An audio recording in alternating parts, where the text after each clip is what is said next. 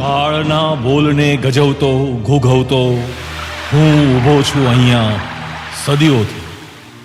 ઇતિહાસ પ્રસિદ્ધ સત્ય, પ્રેમ અને ધર્મની આ ગાંધીની નગરી, સુદામાની નગરીને વંદન કરતો હું ઘૂઘવું છું, હું અરબી સાહિત્ય.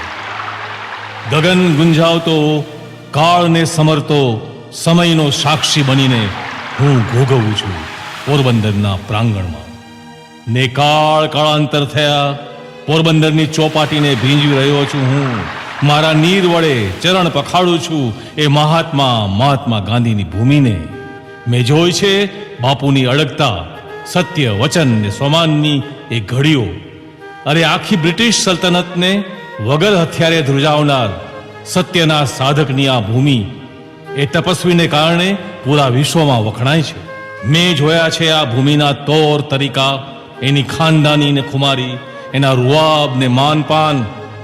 હજારો વર્ષ થયા હું સાક્ષી છું સમય.